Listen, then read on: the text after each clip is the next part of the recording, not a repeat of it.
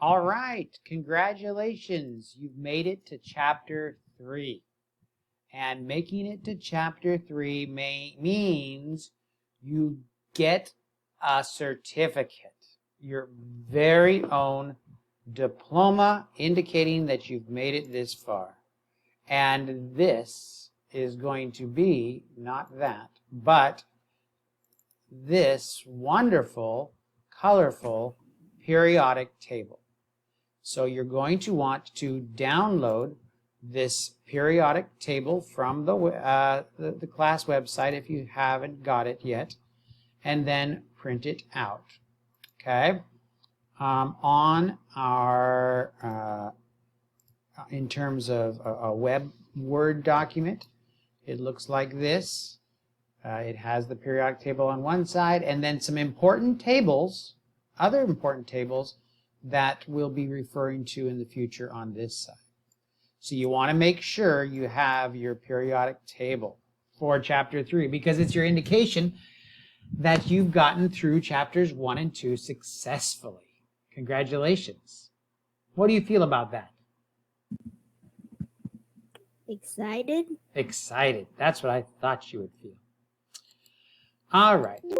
So here we go. Chapter 3, elements, compounds, and the periodic table. Now, what's nice about this chapter is we've already talked about elements, and we've already talked about compounds, and we've already talked about the periodic table. So a lot of the ideas that we're going to talk about moving forward are new, or not new, but review, but we'll be getting a little bit deeper, and in the deeper learning, we'll be introducing new things. So let's look at our model so far of the atom. All right. Our atom that we've been talking about thus far has a nucleus. And inside the nucleus, what do we have? A proton and neutron. That's right. Protons and neutrons. And outside of the nucleus, what do we have? We have electrons. Electrons. Very good. Look at this. These are the three particles, electrons, protons, and neutrons. And these are their masses. Masses. 1.67 times 10 to the minus 24 grams for one proton. That's pretty small, isn't it? That means you have to move the decimal place over to the left 24 times. So there's 23 zeros. So it's 0.00000 23 times, and then 167 grams. You see that the neutron is very similar in mass as the proton. And also we learn here that the electron is more than 1,000 times less massive than the proton or the neutron in terms of what we calculate as mass. We've talked about this as well, the electrical charge of our different, what we call subatomic. Subatomic means smaller than the atom, sub, below the atom. Subatomic particles. Again, these are our subatomic particles, electron, proton, and neutron. Electron has a negative charge, proton has a positive charge, and the neutron doesn't have a charge. All right. So, now we're going to introduce a way that we can write the elemental symbol for any element that we have. Let me find the picture of the periodic table. Where did I put that? So these are our elemental symbols. C for carbon, O for oxygen, P for phosphorus, right? Those are our elemental symbols. And I'm going to show you how we can write them in a way to communicate information about the number of protons, neutrons, and electrons that an individual atom has. So, for example, if I want to show that an atom of carbon has 6 protons, now looking at our periodic table, we see that every atom of carbon has 6 protons. Remember that number at the top left tells us how many protons that kind of atom has. But if we wanted to help somebody remember, then I would write the elemental symbol, which is carbon, and then I would put a number 6 down there to let people remember, help people remember, especially if they didn't have the periodic table nearby. All right. For hydrogen, it has 1 proton, so I would write a 1 down there. All right. So the bottom left here is a place to write the number of protons. What number would I write down there if I was talking about an element or an atom of nitrogen?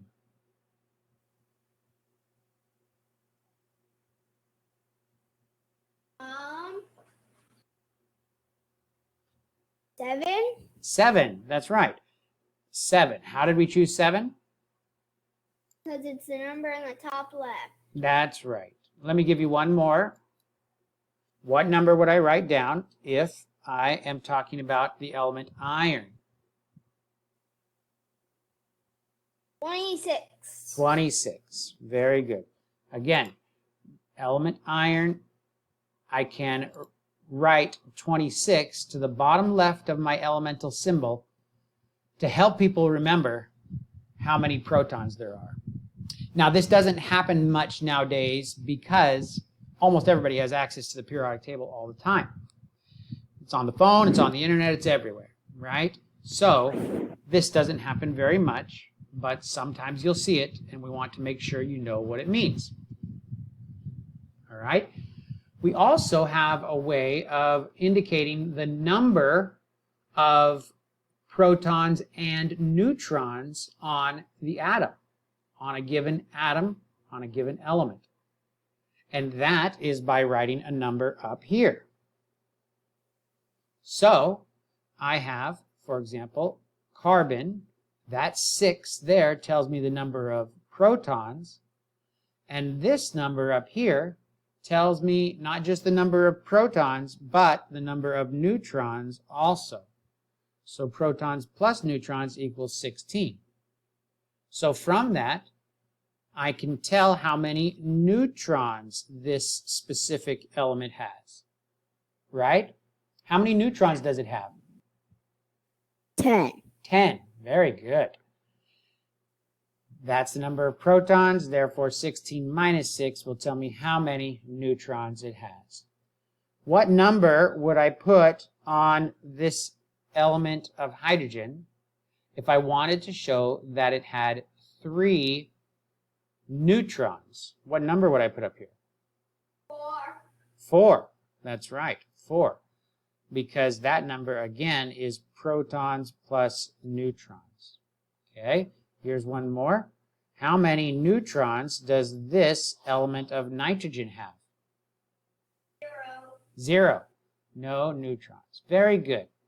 So that number up there we call the mass number, because protons and neutrons are what determine how much mass an atom or an element has. All right? The number of electrons don't influence the amount of mass that an element has. Okay, so on the periodic table, we see something like this. Iron, sometimes the number is right above it instead of to the left. We'll look at our periodic table. We'll look at iron, for example. Iron has 26 protons, and then we see another number down here, 55.847 in the case of iron. Now, I would like to introduce to you what that number is. Okay? What that number is it's the mass number. Again, it's protons plus neutrons for an average atom of iron. An average atom of iron. So, let's think about what that means. If I have 100 atoms of iron. 100 atoms of iron. And they're all inside this hat. Okay? And I'm going to draw out atoms of iron, and I'm going to find out how many protons and neutrons they have. All right? Every time I draw it out, how many protons is the atom of iron going to have? What's that? 55. No, that's the number of, this number down here is the mass. The number of protons, 26. That's right. Every time I draw an atom of iron out, it's going to have 26. In fact, that's what an atom of iron is. It's an atom that has 26 protons, right? We just call them atoms of iron, but really it's an atom that has 26 protons. Now, not every atom of iron out there in the world, though, has the same number of neutrons. They all have to have 26 protons because that's what makes them iron. But not all of them have to have the same number of neutrons. In fact, they can have more or less neutrons and still be an atom of iron. Okay? So, for example, if I had 32 atoms or neutrons, 32 neutrons in this atom of iron, so this iron has 26 protons and 32 neutrons, then what number would I write up here?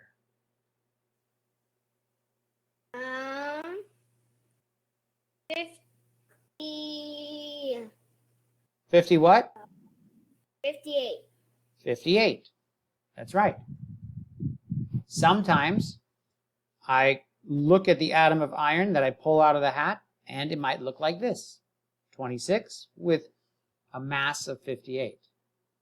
Sometimes I might pull atoms out that look like this. 26 with a mass of 55. Sometimes I'm going to pull them out, and it's going to be 26 with a mass of 53. Okay? How do these atoms of iron differ from each other? They all have different numbers of neutrons. That's right, different number of neutrons. They have to all be the same number of protons because that's what makes them iron. But when you have a group of atoms that have the same number of protons but different number of neutrons, we call those isotopes. Isotopes. Isotopes are atoms that have the same number of protons but different number of neutrons. Now, if I wanted to know the average mass of these three atoms, do you remember how to find the average?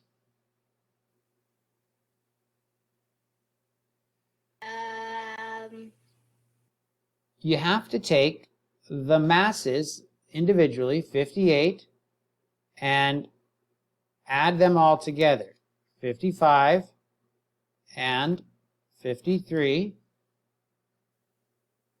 And then, because there was 1, 2, 3 that I added together, after I get this number, I divide by that 3, and that will tell me what the average mass is.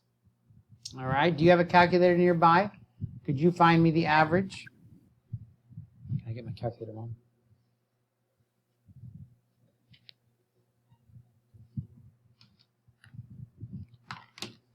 So 58 plus 55 plus 53.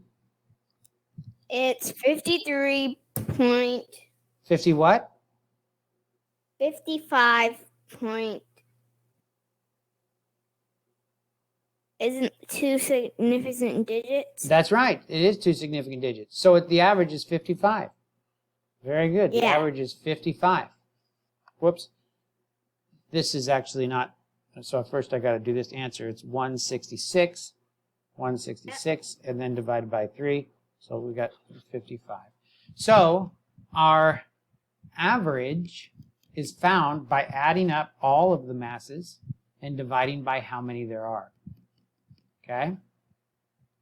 Now what we write on the periodic table below the iron, that 55.847, that is the average mass of an atom of iron. So if you go outside and grab an atom of iron, on average, now you can't really grab one atom of iron. It's too tiny, too tiny. You're always going to get a lot, all right? But on average, the mass of each atom of iron is 55.847. None of them have that mass. None of them are 55.847. Some are 58, some are 55, some are 53, some are 54, some are 56, some are 57, right? We have lots of different possible isotopes, but on average, it's 55.847. Okay? Does that make sense? Yeah. All right. Good. So, isotopes are atoms of the same element, that means the same number of protons, but have different masses. That's what an isotope is. Chemically, isotopes are the same as each other. You can't tell them apart chemically at all. All right. So we have this atomic notation where Z down here is our atomic number, the number of protons, and up here A is our mass number. It's the number of protons plus neutrons. So look at this atom of helium here. How many protons does this atom of helium have?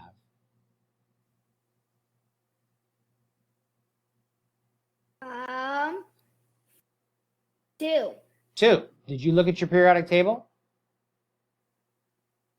No. You don't need to, do you? Because you got the 2 down here. Very good. How many neutrons does this atom of helium have? 2. 2. Very good. Let me introduce to you a new word. The word is nucleons. Nucleons. It's how many subatomic particles are in the nucleus. And we know that nucleus means protons and neutrons. So you could say there's 4 nucleons in helium. All right, so a little practice here. Use your periodic table to try to fill in the blanks here for the number of neutrons, protons, and electrons. Now, we didn't talk about electrons yet, but for all of these cases, the number of protons and neutrons is going to be the same, or the number of electrons is going to be the same as the number of protons. All right, so let's try to see if we can do this together. Cobalt 60. Now, what does the 60 mean? Do you remember what the 60 means? There's 30 neutrons and 30 protons. 60 means the number of protons plus neutrons. All right? 60 means the number of protons plus neutrons. Now, how do we find out how many protons an atom of CO has? What does CO stand for? Do you know? Cobalt. Cobalt. Very good. Cobalt. So, we look here and we can see cobalt, right? So, Right. that's how we find out how many protons it has. We use the periodic table. How many protons does an atom of cobalt have? 27. 27. Very good. So it has 27 protons. And 60, up here, the top left, is its mass number. Therefore, the protons plus neutrons is 60. So if 27 protons, how many neutrons does it have then? How many 33. neutrons does cobalt 60 have? 33. Very good. So it's 33 neutrons, 27 protons. Now, 27 electrons. 27 electrons. Very good. Excellent job. All right, let's try to do that with bromine 81. Look at your periodic table, see if you can tell how many protons. Protons is the easiest. Let's do that first.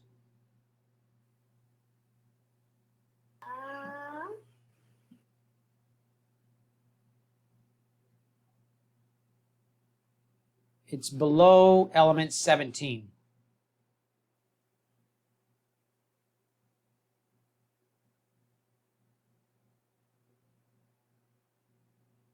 Oh, 35. Very good. 35 protons. So how many neutrons does this atom of bromine have? I'm going to use my calculator here.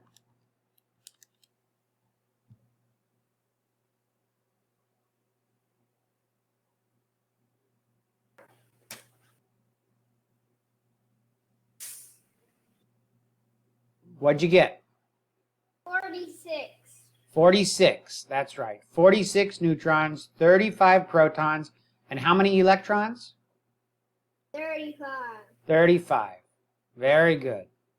So if we're told an element has 29 protons, can we tell which element that is on our periodic table? Copper. Very good. Copper. Now, if we're told that it has 36 neutrons, and that's how we refer to this. This up here is called cobalt 60. All right, we want to call it cobalt 27 because we already know that if it's cobalt, it has 27 protons. The 60 is telling us the mass of the cobalt. Therefore, we can know how many neutrons there are, and that's what might be different from different isotopes of cobalt. So we call it cobalt 60 or bromine 81. So this is going to be copper what? What are we going to call it? 65. That's right, copper 65. And the 29 down here again is there just in case somebody doesn't have the periodic table around to help them know how many protons there are. All right, very good. So here's one more that we can try. An atom of lead 206 has how many protons, how many neutrons, and how many electrons? Which one of these is correct? It has How many protons? 82. 82 protons. Very good. That's what that number tells us. Excellent. What about neutrons?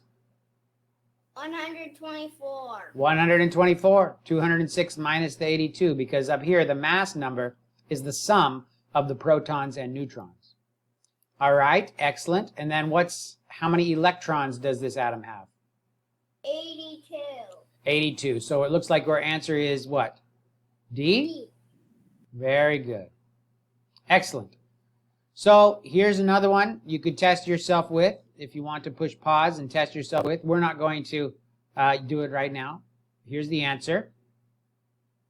Okay. And here's one that we are going to practice. Okay. This one here says naturally occurring chlorine is a mixture of two isotopes. Okay. What that means is that in nature, chlorine atoms generally have two different kinds of isotopes. Now, what does that mean? What does that mean, two different isotopes? Do you remember? Talking to the mic.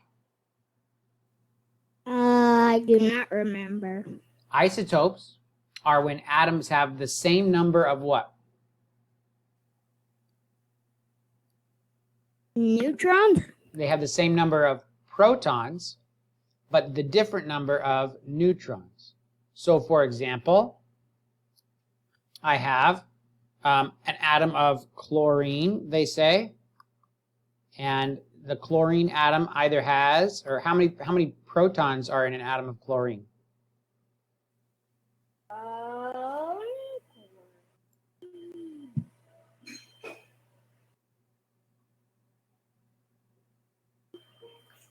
17. 17.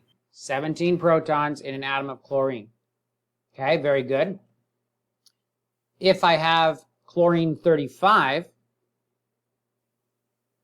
that's different than chlorine 37, right? How do those two atoms differ from each other? They have two neutrons which are different. They differ in their number of what? Neutrons. Neutrons. Very good. They differ in their number of neutrons. Okay.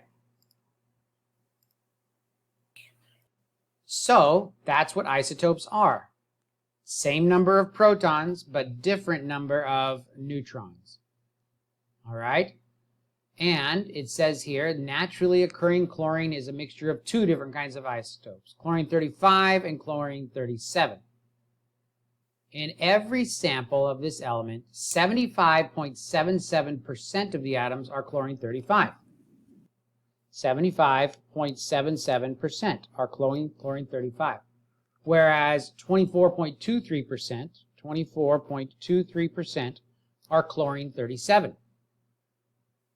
All right? So, the measured mass of chlorine-35 is almost 35, 24.9689. And the measured mass of chlorine-37 is 36.9659. So we would like to calculate the average mass of chlorine, the average mass of a chlorine atom. All right? Now, when somebody wants to find the average mass, the mass of this kind here is 35. The mass of this kind here is 37. So you might say, well, all you have to do is take 35 plus 37, find out what the sum is, 72, and then divide by 2, and then that would give you your average mass, which would be 36. But that's not right. That's not right. I mean, that's how you find the average between 35 and 37, but this assumes that you only have two atoms, one 35 and one 37. What this problem tells us is that 77% or 75.77% of our atoms are chlorine-35, whereas 24.23% are chlorine-37. All right? So, we need to find out what the average mass is, and the way that we do that is think about what this 75.77% means. What does it mean? It means that if I have my hat here, this time I have in it chlorine atoms, right? Chlorine atoms, and they're either smaller or a little bit larger, right? 35s or 37s in terms of the mass, right? And I pull them out one by one, and I make a list of the masses of all the ones I pull out, right? So the first one I pull out of the hat, I look and I say, oh, it's a 35. The next one I pull out, it was a 37. The next one I pull out is a 35. Whoops, 35. The next one, 35 again. The next one is also a 35. And then the next one's a 37. And then I keep doing this. I keep pulling out more and more and more and more. And then I can add them all up and divide by however many I pulled out. And what will that give me? What will it give me if I add them all up and divide by how many I have? That percentage? That'll give me the average. The average, right? If you add them all up and divide by how many there are, that's the average. When it says that of all of these that you pull out of the hat, 75.77%, that means out of 100, will have a mass of 35, and 24.23 out of 100 will have the mass of 37. Okay? So, the mass of 35, how many of them have a mass of 35? It's 75 of them. 75.77 have a mass of 35. So now I could write down 35 in my list 77 times, but that would take a really long time. Instead, I can just multiply those together, because 35 came out of the hat 75.77 times. All right? How many times did 37 come out of the hat? 24.23. Very good. 24.23 times. 37 came out of the hat. Now, if I add those together, that'll give me a sum of my whole list here. And so then I just have to divide by 100, because this is how many you'd get if you pulled out 100 times, right? And then that will give me my average mass, All right, so in our calculator, we type 35 times 75.77.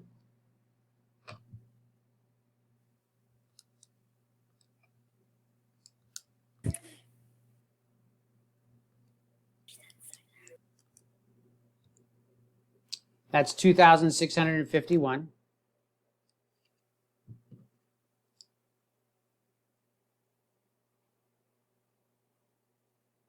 And then we type in our 37 times 24.23. That's 896.51. I add those two together.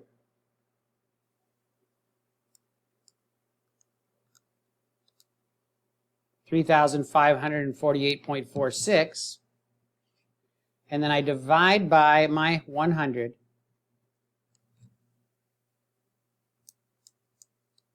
and I get 35.48, which is going to be the average mass of my 0.48. Did I do that right?